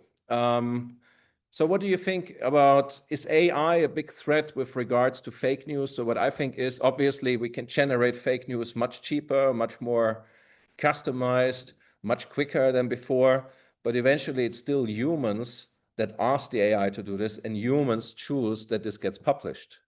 What is your take on fake news, or have you seen any fake photos, fake videos that looked surprisingly real and first tricked you? Yeah. Some about the regulation. Because, for example, nowadays, because of social media, the fake news cannot be technically controlled. Okay. Usually, it's not easy to see that it's kind of fake news. Okay. Of the amount of information of the post on the internet. So you would demand more regulation against fake news, or okay? Anyone else would want more regulation? Yeah. What I think is fake news definitely needs to be restricted, but I mean, media wants TRP and they want the drama so that they get some people attracted to them, so their channel. But if humans do to that some extent, they do have a conscious thought on what I'm trying to do and on what level I'm trying to manipulate the existing levels.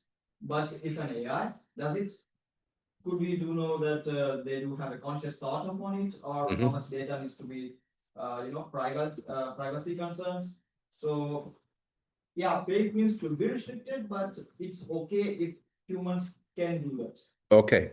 Yeah, I personally, I have very mixed feelings about laws around fake news, because someone would ultimately need to define what fake news are. And we've seen this also in many cases around. In recent years, first people claimed that something was fake news and later it actually turned out to be true, you know. And if government defines what fake news is, that would ultimately lead to a state in which we don't have freedom of speech anymore, because the government will, or people in government will ultimately always use this to their favor. Please. Yeah, it's like, for me, I don't have a solution, but I think it's artificial intelligence is boosting it because it's more clear and it's more, yeah, trustworthy because it looks real and then it's always false and so on. But on the other side, even people make mistakes and even Tagesschau and so on, the serious newspapers and so on, even those papers I do mistakes and so on. And yeah, it's a problem, but yeah, it's a pretty complex topic. Yeah. So, I think education is key, so people can check whether this makes sense at all or not. And obviously, if you find more evidence for that claim, and if there's just some isolated video on the internet that, for example, that German chancellor advertised some financial product you should invest in that has just appeared, you should ask yourself, is that really true or not? So I think education is key to a large extent. Then I have something else for you. How do countries actually differ in terms of AI competitiveness?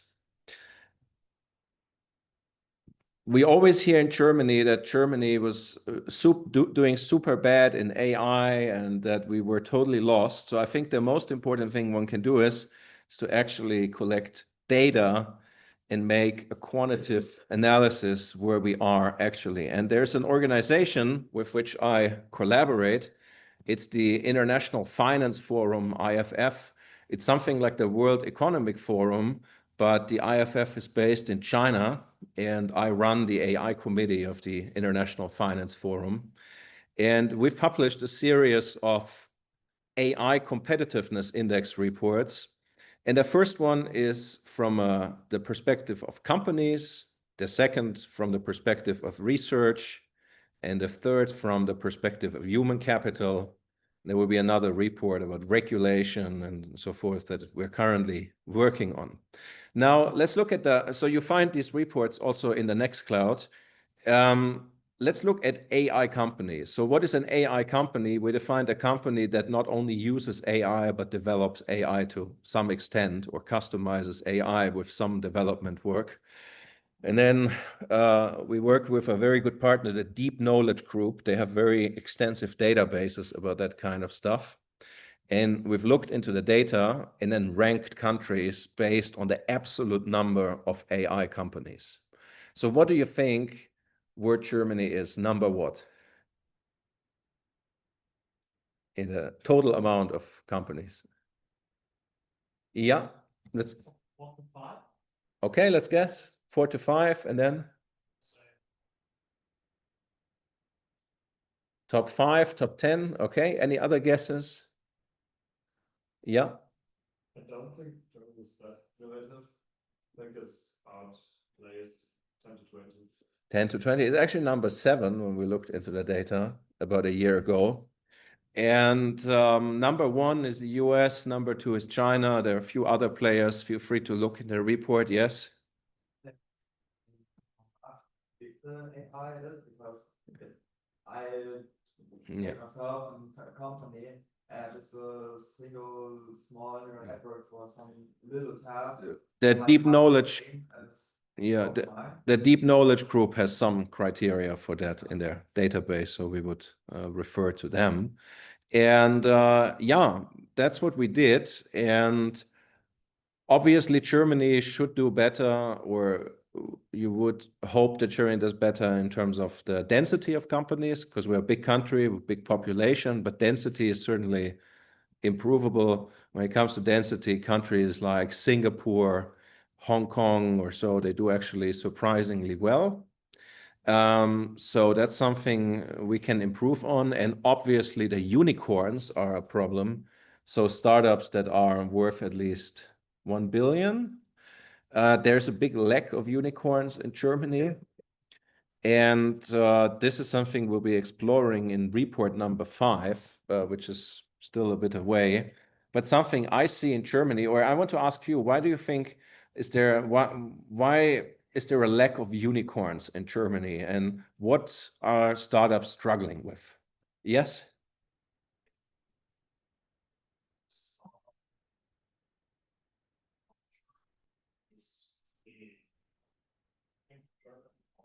At the last 10 years to were not like at the degree where it was, for example, in the US, where for a long time has been a really good topic. This is what limits the experience and the network provided to such startup companies. PhD is trying to build something like that, but that's also a thing of the past 2 years, not as established that it is, for example, in Silicon Valley. Okay. So I repeat that in the US has been working longer on this. That's what you argue, and that for Germany, we joined later, but I'm just collecting now, please. A lot of topics, but I think the biggest topic is bureaucracy. And you have a little idea you want to do anything, and you have to fill out forms over the end. Okay. Yeah, bureaucracy is something we will write about in the 4th report. What we saw in reports number 2 and 3, like workforce and research, Germany is even better than number 7, I think 4 and 5 or 5 and 6, something like this. Because Germany has been doing actually research in AI for a long time. For the capitalization, the regulation is certainly an issue. There's no doubt about that. But there are other issues for startups, especially getting access to funding. What we see is there are very innovative startups in Germany, and they get some funding in Germany, but once they need more funding, they actually need to go to the US. But there's no lack of capital in Germany. Actually, we have enough money for all of that. Insurance companies probably have collected or are managing trillions, but they don't know what to do with it. Because again, the regulation does not allow insurance companies in Germany to invest in venture capital. They largely have to invest in government bonds, which return very low interest.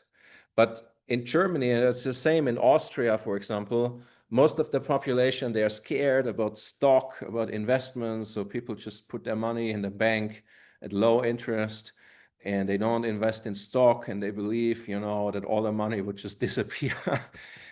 And it's the same with venture capital. Obviously, some startups fail while others succeed, but the expected value for the investment in venture capital far exceeds what the return from government bonds would be. And Mr. Bethe, the CEO of Allianz, he actually talked about that last year a lot. And so we're very happy to have our guests here. Welcome. Yeah.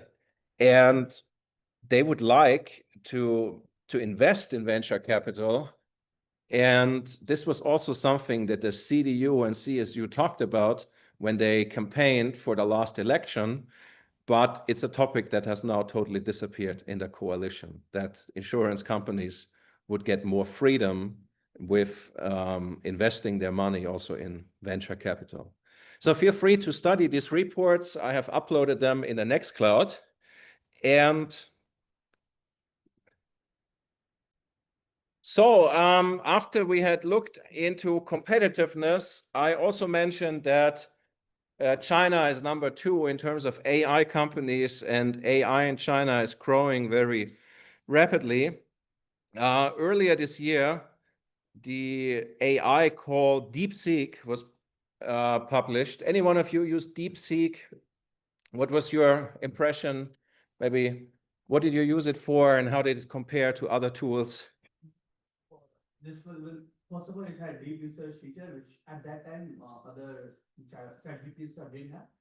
Also, it is like kind of you get lots of users, so ChatGPT it is in the free version, runs out very easily. So that's good, but it can't deal with images very good. It can only deal with documents, but it Okay. Deal with documents, not it's with like images.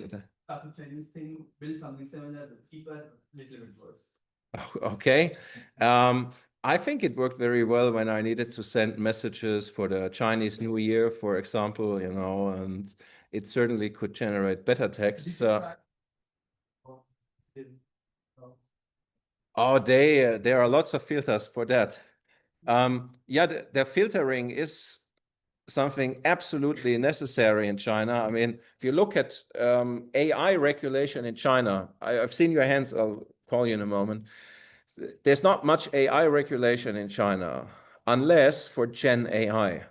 So last year, I was at Huawei, and the Huawei headquarters in Shenzhen, and they invited me for a few days because I also did some work with them previously and looked around. And they said there's not much AI regulation in China, but there's a lot with regards to generative AI, because if your AI tool makes some unfortunate comments about the party leader or the party or certain laws, then the consequences would be quite severe, and they would be more than X% of your annual revenue. It could be really about health and safety. And even Huawei, they are scared about this. And this is something that had actually limited AI innovation in Gen AI in China because of things like that. And if you look at DeepSeek, it uses lots of filters, but they have published a lot of their work as open source. So they say you can download it outside China and just disable the filters if you wish. It's a smart way how they can address both markets. But I think this was not really the Sputnik moment. I think that DeepSeek was largely built on existing open source, and I think eventually it didn't perform as good as ChatGPT did, and it's unclear if it was really cheaper because a lot of the figures were unknown. Yes? Before GPT-5 was released, I used to compare them in terms of simple coding tasks. So DeepSeek was really better when it came to simple coding things. Okay. And the results were much clearer, much realistic than what ChatGPT delivered back then. But now I think GPT-5 is way more advanced and ahead of it. But all of these are snapshots. If you just look at Hugging Face, at the most popular models, almost all of the top 10 models are currently from China. So this is just something that got more news in the last few weeks. Pretty good. So yes. it's the only thing that really has that kind of data. Yeah, please. Do you believe that there are figures regarding how much it costs to build this? So initially, the buzz was about they build something similar to ChatGPT, but way cheaper. But I read that they are like fudging numbers or not. This was cheaper, but not that cheaper. So yeah, finally, that was not very transparent. I mean, I guess they used lots of existing open source models, so they didn't have to do the massive pre-train, probably just some fine-tuning. But they still had to buy a massive amount of GPUs to do that, and that's something they had not included in their numbers. So it's unclear to me how much they had actually spent. You also raised your hand. Do you still have anyone still wants to? Fine. So why is AI in China so popular? Something I see in China is the demographic change is far worse than in Central Europe because of their one-child policy that was introduced in the late 70s. It was, I think, introduced for good reasons because lots of people were starving at that time and there was massive poverty.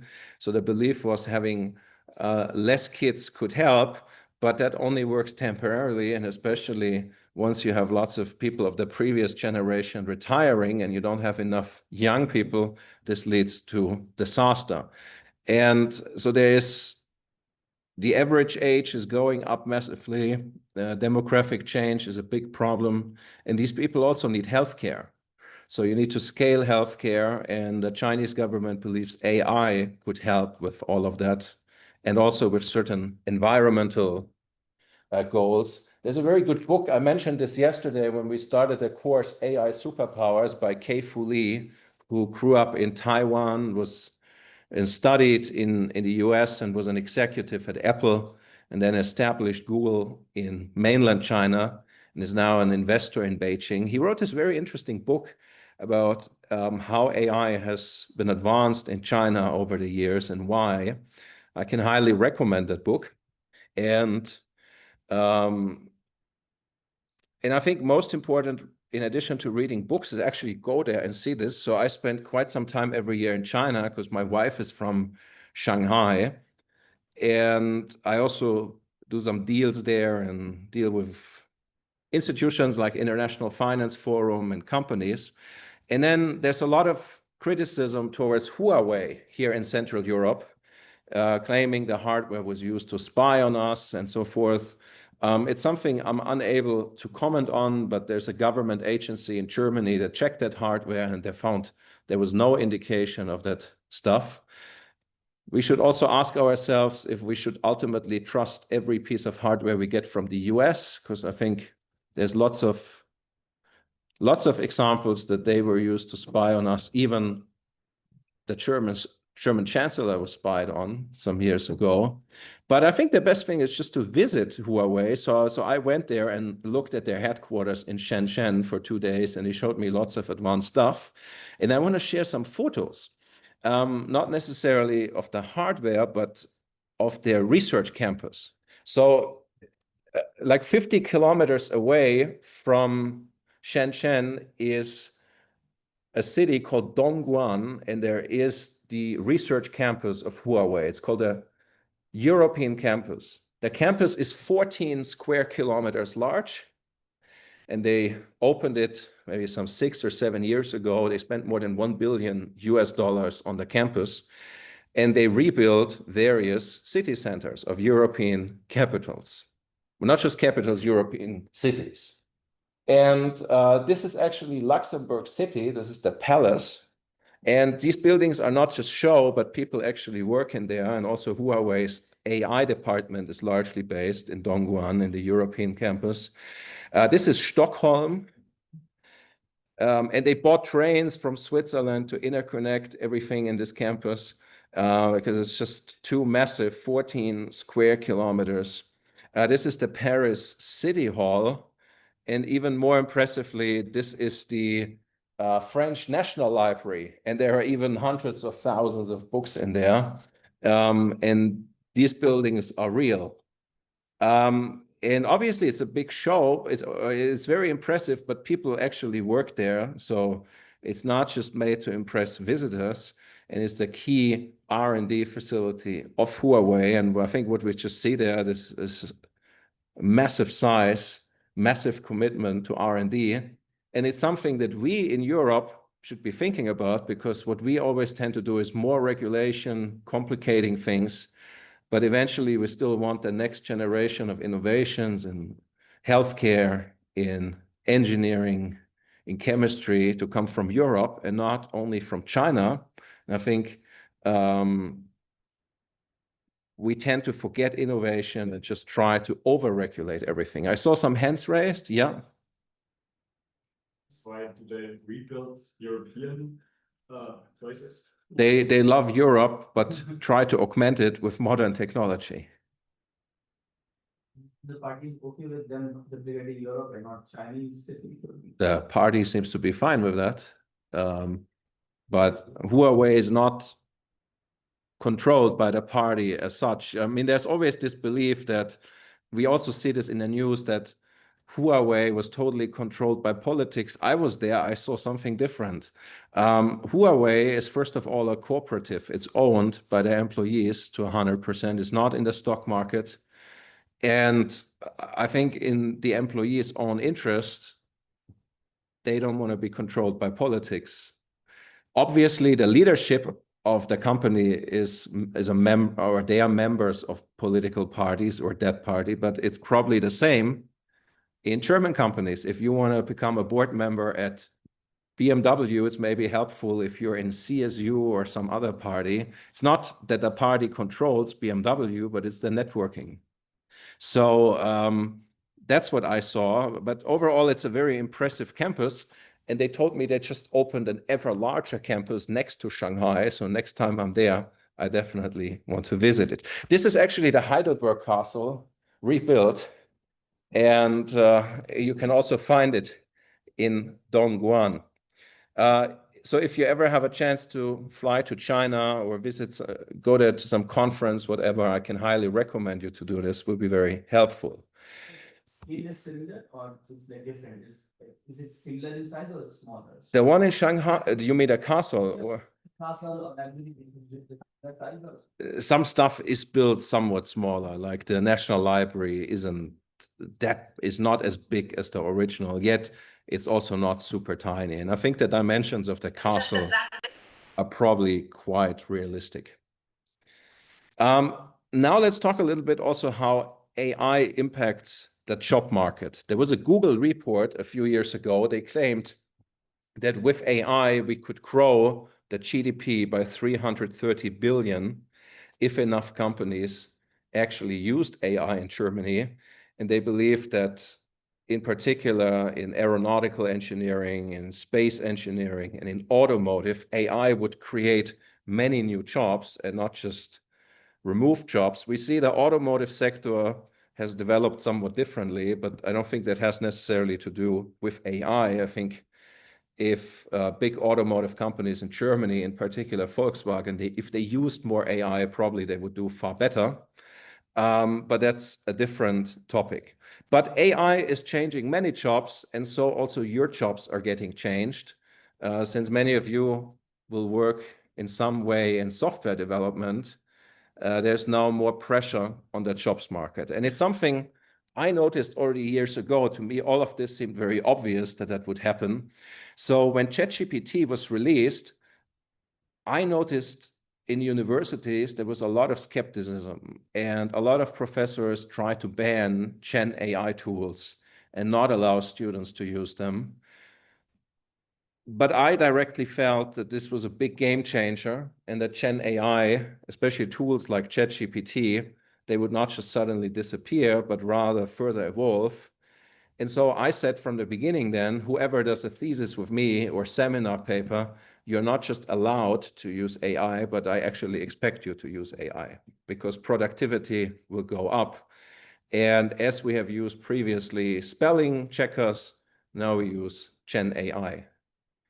How do your other professors work with Gen AI? So you not just take my course, other courses. Do they allow you to use Gen AI or they ban, please? Don't think anybody ever complained about it. Okay, so yes.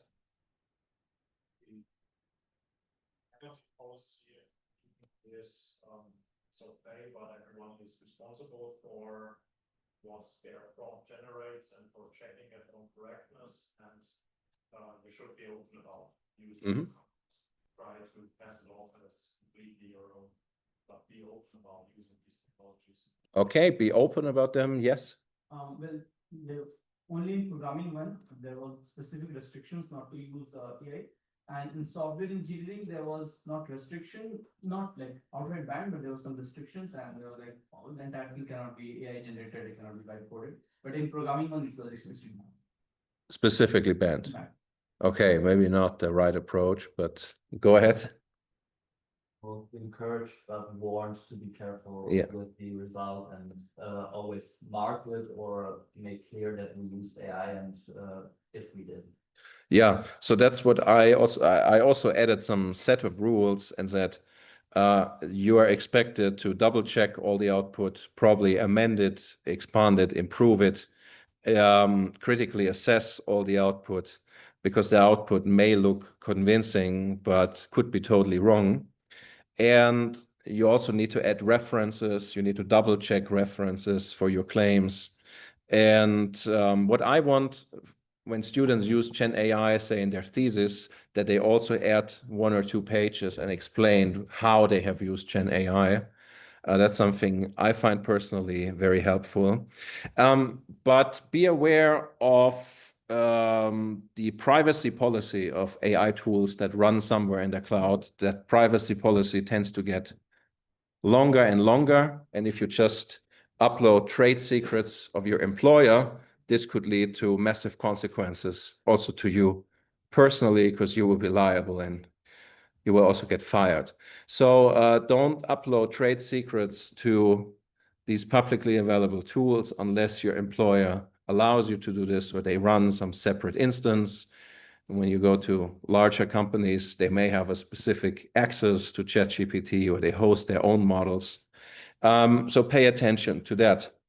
But the jobs market is changing rapidly now. And this is something we started to see a few months ago in the US, that the unemployment rate of computer science graduates went up.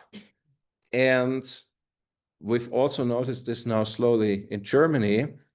I think there are multiple factors. One is the economic situation that is challenging to some extent, but also software development is changing massively. So in the last few months, I've advised a few companies on how they can integrate AI into their whole software engineering process. So not just generating some code snippets, but also assisting with requirements engineering, with architecture proposals, with monitoring and deployment.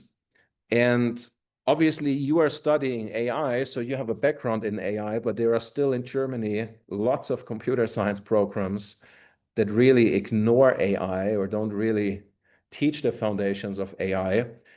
And AI is not just now a tool for software developers, even some foundations in computer science are getting amended by AI. For example, in many pieces of, or in many parts in the foundations of computer science, there are heuristics that someone came up with 50 or 60 years ago, and now with AI, they are getting replaced slowly. Some of you have taken the algorithms and data structures course that I teach. In there, we look at the fast matrix multiplication, an algorithm by Strassen that was proposed sometime, I think, in the 60s or 70s. And now with AI, there's a more efficient fast matrix multiplication algorithm that an AI discovered. So AI is also now changing massively the foundations of computer science. And I think unemployment is largely an issue for the students that did not find or that did not study AI in their degree program. And obviously, other universities have more work to do integrating AI in their curriculum. And this not only applies to computer scientists, but also to engineers, to physicists, and so forth. Because even last year, the Physics Nobel Prize was awarded for AI works. The Chemistry Nobel Prize was awarded for AI works. And AI is changing massively now, manufacturing, mechanical engineering. And there are still too many graduates, say in engineering, and they have not studied any AI. And that needs to change. And I think then if universities adopt that issue, will also be addressed, but we will see how quickly that happens. Here in Bavaria, so this is not an advert for the governor, obviously, but I think it's something that was understood by him and his government early on, that AI is changing jobs and education. So most of you are enrolled in our AI programs, and they only exist because the government created new professorships. So say 6 to 7 years ago, we had 7,000 professors in government-run universities in Bavaria. And through this high-tech agenda, 1,000 professorships were added on top, specifically with regards to AI, digitalization, and new degree programs appeared. Initially, that volume was supposed to be 2 billion, and then it was increased to 5.5 billion also during COVID. And this has now created lots of new professorships, which I think is very helpful. And we've also had the CERN Spring Campus here last year. So what we are trying here is to prepare you for that future rather than just waiting until that kind of situation happens, that graduates don't find a job anymore.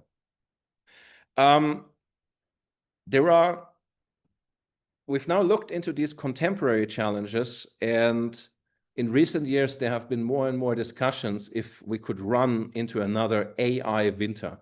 So we've seen these two AI winters in the 70s, 80s, 90s. Do you think an AI winter is likely to happen again or unlikely? Yes?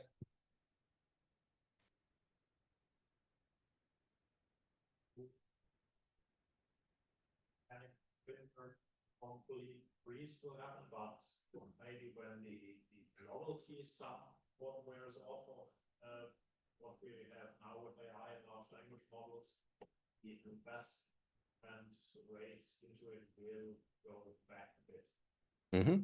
So no winter, but maybe some slowdown or reduction at some. Yeah. Yeah. Yeah. Please. I think you raised your hand next. The AI that is specifically about technology, so it is a little bit hard to predict. Obviously, someone changes to someone a new way to train the models. But what is more like, if you look at economics, basically in USA, the spending on AI infrastructure and everything AI is around $500 billion. So basically, it's a GDP, but the spending from the customer side is $12 billion. So basically, GDP of Somalia. So this is a fundamental contradiction in terms of economics. This is basically a bubble now. So the bubble is going to burst, just like the dot-com bubble busted, but it is not going to be end because the dot-com bubble burst was not the end of internet. But definitely there's going to be a bubble burst and downturn, then more like better feeling. Right now it's just frenzy. Anyone can raise unlimited amount of money in the market. Okay, please go ahead. We talked about it yesterday. 85% of the projects don't work, and there are too many AI experts and so on. And I think personally that the AI hype is far too big, and the fail rate is far too high. And I think the probability for something like an AI winter, if it's not more mills or if it's longer or whatever, is pretty high. But it's about us to be continuously with it. Okay, please. I also think that the hype is going down. It will settle at something like the Microsoft tools, I think. So it's a tool. AI is the tool you use. AI is integrated in is not integrated in very few cases. So you have AI everywhere, but this big hype where everybody talks about it and everybody needs it, I think it's going down. Okay. If you look at the costs of the other AI winters, it was mainly huge predictions that weren't met and a lot of funding that got lost. And I think we have this at the moment as well. Again, huge promises like AI will make this and this job completely obsolete. And we will have AGI by 20X. So there are, again, huge promises which probably won't be met, in my opinion. So there is a potential for maybe not an AI winter, but at least a cool down of the hype. Please. Well, last 2-3 days ago, I was like at the Google headquarters. So what they said about tool is probably right. But what I see was very interesting. The big guys from BMW, they did a presentation and they are training robots on their internal data. So maybe just as a tool, as software, maybe AI would not go that far that soon, but maybe if it can be integrated with hardware and robots, that would be really interesting because this show a lot of use cases, especially in terms of robots. Yeah, I don't think we will run actually in a winter, but there could be some, say, normalization or reduction at some point, because there are obviously too many promises, too many fake experts, and too many projects that don't work out, where people, we've discussed this yesterday in detail, people come with AI as a solution, and they are looking for problems that don't exist, or they create new problems. So rather, we need to solve concrete problems.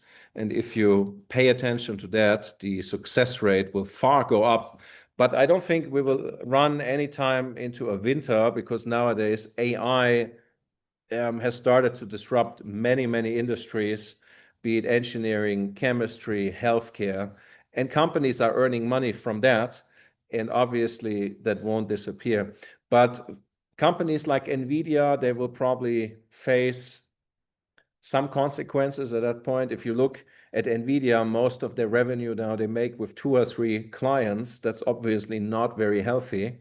And probably their stock will drop at some point again, because it's definitely, if you look at the NVIDIA stock, it's worth more, I saw the number last night, than all the big pharmaceutical companies combined. And obviously, there will be some correction at some point for that, especially when more and more people notice that they don't always need big GPUs for the AI problems, that simpler methods that are computationally easier can probably do the same or even better. Any other comments? Yes? Yeah, what I can say is there will be a AI growth and it goes into a plateau, but the growth will be happening soon. And the growth is very limited, I'd say, and but the hype will be getting reduced. And one of our professors had also a similar opinion. Professor Meyer said that the data scientist with a 5-year or 6-year experience as a mid-level engineer could predict and could see the problems and debug the data, as even a experienced AI tool would not do that. And I do not think it will do that. Yeah, data science cannot be replaced as, but it can be only complemented or substantiated by the AI tool. Yes, and I think that's how many jobs will evolve, that a lot of roles simply change and that AI augments those experts, but it puts pressure on junior roles. I think this is becoming more obvious, and that's, I think, what's also increasing the unemployment. But here at the University of Applied Sciences, you do your mandatory internship, most of you do your thesis with industry. I think this really helps you to set yourself apart from those who have graduated from a pure research university, because eventually you get some hands-on experience, and typically the company where you do your thesis, that could be the best opportunity to get a job offer once you graduate. But yeah, I don't think the winter will happen, but some correction at some point. But those people who were blockchain experts 2 years ago, now they are, AI experts on LinkedIn, and I don't know what they are next year on LinkedIn. We will see. With regards to contemporary challenges, I write a lot of op-eds or opinions in newspapers, oftentimes in German. I have put some of them in the Nextcloud directory if you want to read them. Also about AI and or explainable AI, about AI strategies and much more. Feel free to read them, and if you don't speak German, just put them in a machine translation software. The next chapter I'll be talking about is AI and law, where we talk about regulation, patents, copyrights, AI at the workplace, but also military applications, because they have got more attention in news in the last 3 years. But before I start talking about that chapter, I'm very happy to welcome Christoph Zindel here. So Christoph was a board member. Please, Christoph. So Christoph was a board member at Siemens Healthineers and is a well-known expert in commercialization of healthcare devices. So we are very happy to have him here today, and he will speak about some of his views. We won't be able to record this because of various content in the slides, but we will be streaming it to the students who are online, but the recording will pause now.